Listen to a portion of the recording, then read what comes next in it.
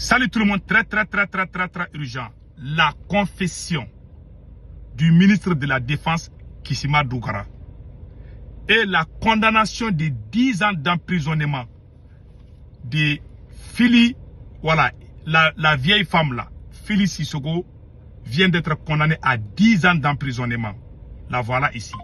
Maintenant, la confession du ministre de la Défense, ça c'est le lieutenant-colonel Kissima Dougara. Tout le monde le connaît. Le lieutenant-colonel Kissima Dougara et le lieutenant-colonel Kissima Dougara, l'ancien ministre de la Défense. Donc, je vous laisse écouter Maître Mohamed Ali Bachili. Et après, ça c'est un message. Ça c'est l'ancien ministre de la Défense du Mali. Le premier coup d'État qui a eu le Mali. Il est le premier ministre de la Défense du Mali après le coup d'État. Qu'est-ce qu'il a dit? Je vous laisse écouter Maître Mohamed Ali Bachili. Écoutons.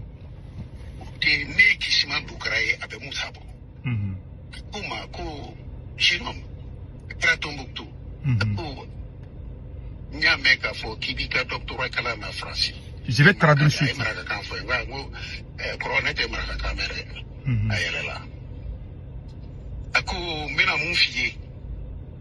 Bi anw bɛ ala ka bolo kan ani sariya ka bolo kan ni adamaden diɲɛ kɔnɔ ni jigi tigɛlen don jigi fɔlɔ min b'i la i bɛ miiri sariya de la est ce que ni sariya ye baara k'a cogo la ne tɛ bɔ a ko mɛ ne b'a dɔn ne tɛ bɔ nin na parce que anw de ye sariya la gosi mali kɔnɔ walahi n'a ma fɔ ye lahara Kissima Dougara. Voilà. Maître Mohamed Ali Bachili, avocat Maître Mohamed Ali Bachili, quand il faisait son doctorat en France, il est venu au Mali dans les années 80 et 79, 78, 80. Il est venu au Mali. Quand il est venu au Mali, il a trouvé que le ministre de la Défense a été arrêté. Ce sont eux qui ont fait le coup d'État avec le général Moussa Traoré contre le premier président Modibo Keïta. Le ministre de la Défense a dit à Maître Ali Bachili, je suis Sarakole, je suis Soninké, tu es Soninké. Tu finis tes études de doctorat. Il faut te battre pour qu'il y ait la vraie justice au Mali. Nous, les militaires qui avons fait le premier coup d'État du Mali, écoutez, cher peuple de l'AES, écoutez, c'est très important. Nous, les premiers militaires qui ont fait le premier coup d'État du Mali, nous avons bafoué la justice malienne. Nous avons utilisé les armes pour intimider la justice. Aujourd'hui, moi, le lieutenant-colonel, j'ai été arrêté par mon camarade qui est le président actuellement. Vous savez, entre militaires là, il y a toujours trahison. Donc lui, il a été arrêté. C'est lui qui était le ministre de la Défense. C'était un homme très puissant. Donc il a été arrêté par le général Moussa Traoré pour tentative de coup d'État. Mais ce n'était pas vrai. Quand tu es militaire, tu es puissant et qu'il y a un autre militaire au pouvoir, ta vie est en danger. Les militaires là, c'est pour cela, affaire des militaires, les gens n'aiment pas, les gens ont raison. Donc quand ils ont fait le coup d'État, lui, il a été arrêté. Il dit que lui, il va mourir en prison parce qu'il n'y a pas de justice. Et cette injustice-là, que lui-même, que c'est sa faute. Il a reconnu, il était en prison. Quand il parlait, il a donné au revoir. Moi, quand j'ai entendu, je vous jure, j'ai pleuré. Il a été, lui-même qui était ministre de la Défense, là, ce sont eux là qui poussaient les juges à arrêter les gens. Et puis c'est eux qui disaient quelle peine telle personne doit faire. Donc lui-même qui a été arrêté là, c'est karma qui l'a frappé. Il dit que lui, il est en prison aujourd'hui, c'est à cause du karma. C'est à cause du karma. Parce qu'en réalité, ce sont eux qui ont tout bafoué. Donc aujourd'hui, ce sont tout. Il dit qu'il ne va pas s'en sortir. Que lui va mourir en prison. Et puis ça a été fait comme ça. Il a été condamné à mort. Il est mort à Taoudeni, vers le nord du Mali. Parce qu'à cette époque-là, quand les prisonniers politiques, là, le général Moussa Traoré, quand il arrête les prisonniers, on les envoie au nord du Mali. Il est mort là-bas. Il a annoncé sa mort parce que lui aussi, il a fait ça avec les gens. Il dit que c'est... Parce que quand on te prend, c'est condamné à mort.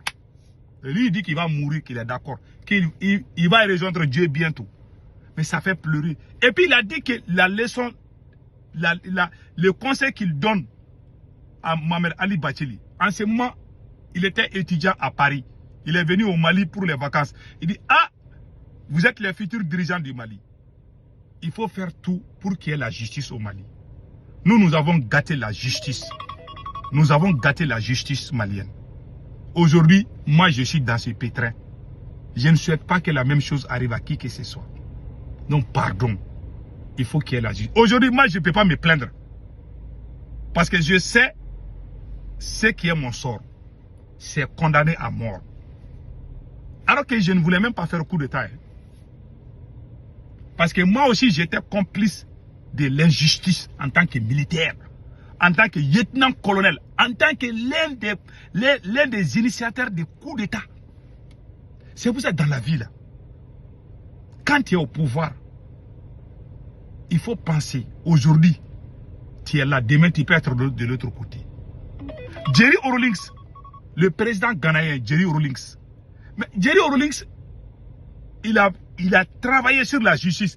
Mais quand il n'a pas été élu président, est-ce que quelqu'un a emprisonné le président ghanéen? Non. C'est une leçon pour tous les présidents de l'AES. Quand tu es au pouvoir, il faut faire du bien. Ça me rappelle de ma famille. Moi, mon père, quand je vois mon père en train d'aider les gens, j'étais fâché. Quand les gens viennent qui disent qu'ils n'ont pas mangé, mon père leur donne de l'argent. Moi, j'étais fâché. En ce moment, j'étais très jeune. Je disais à mon père, mais toi, tu dépenses trop. Quand j'étais très jeune, quand j'étais entre 10 ans, 11 ans, 13 ans, là, quand je voyais les étrangers venir dans notre famille, là, moi, j'étais très fâché. Je disais que, ah, papa aussi reçoit trop de gens ici, parce qu'ils vont dormir dans ma chambre. Je n'étais pas content pour ça. Un jour, mon père m'a appelé, dit, un jour, là, tu vas me comprendre. Il faut aider les gens. Vous savez, dans la vie, là, les gens pensent que préparer l'avenir d'un enfant, préparer mon avenir, c'est construire les étages là. C'est pas ça. C'est la bonne éducation. Le bon comportement. C'est ça l'avenir d'un individu. Si tu meurs aujourd'hui, tu ne vas pas rentrer dans ta tombe avec ta villa, ni avec ta belle voiture. Même ta femme va pleurer. Quand tu meurs là, il y a une chose que vous devez comprendre. Quand tu meurs, même ton corps même là, les gens même ont peur de toucher. Ils vont appeler les gens pour te laver. Les gens vont pleurer là. Personne ne veut dormir avec toi. Quand tu meurs, les jours tu vas mourir là, personne ne va dormir dans la même chambre avec toi. Tu seras seul. Hey, l'homme n'est rien. Il faut être humble. Moi, quand je vois les gens arrogants, je m'énerve. Tu n'es rien. Les jours tu vas mourir là, on va te déshabiller très bien, on va te laver. Là où tu caches là, il y aura quelqu'un qui va laver très bien ça proprement. Et puis on va te mettre dans ta tombe. Toi tu es qui? C'est pour ça que quand je vois les gens arrogants, je sors, je les réponds, je dis que toi tu es qui? Tu n'es rien. Tu as chié, il y a quelqu'un qui a nettoyé ça. Avant que tu n'aies grandi. Toi tu es grandi, tu te prends pour Dieu. Tu es qui? C'est pour ça que moi j'ai dit à tout le monde, il faut être bien dans la vie. Aujourd'hui, Assimi Goïta est en train de condamner les gens, n'importe comment. Pourquoi j'ai dit tout ça là? J'ai montré la confession du ministre de la Défense. Pourquoi j'ai fait tout ça là? Parce que actuellement, Assimi Goïta est en train d'utiliser, Assimi Goïta et Capitaine Ibi sont en train d'utiliser leur justice contre leurs adversaires. Ils arrêtent les gens de façon illégale. Mettez-vous une chose dans la tête. On peut mourir aujourd'hui ou demain. Un homme doit mettre ça dans sa tête. Je prends l'exemple du président ghanéen, Jerry Rawlings. Jerry Rawlings, il a travaillé sur les institutions du Ghana. Les jours que Jerry Rawlings a fait son deuxième coup d'État, parce qu'il a fait deux coups d'État. Il a fait le premier coup d'État, le gars qu'il a mis là-bas, là, Inan quelque chose là, lui il était devenu très mauvais.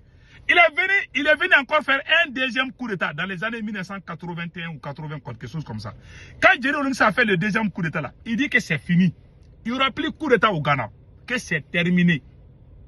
Les journalistes disent, mais comment? Tu es devenu magicien. Il dit que non.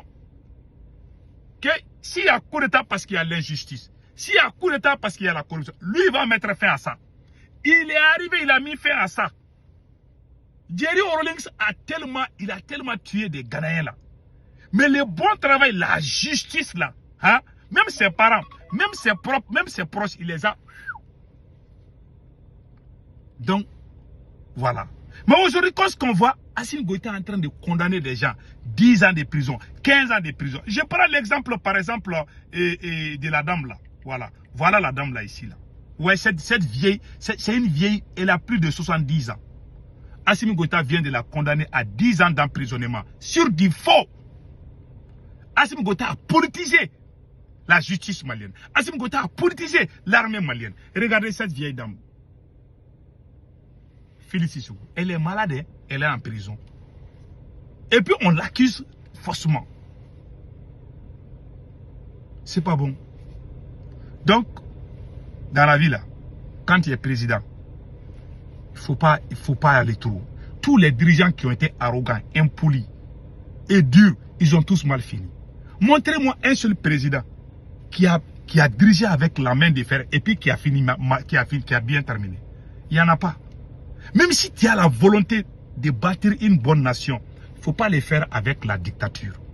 Si tu mélanges avec la dictature là, finalement les gens ne vont plus te comprendre. Et c'est ce qui est en train d'arriver au capitaine Ibrahim Traoré. Capitaine Ibrahim est bon. Je vais faire une vidéo spéciale sur le capitaine là. Ma deuxième vidéo là, je vais sortir, je vais bien expliquer. Les Burkinabés vont comprendre. Donc passez un excellent week-end.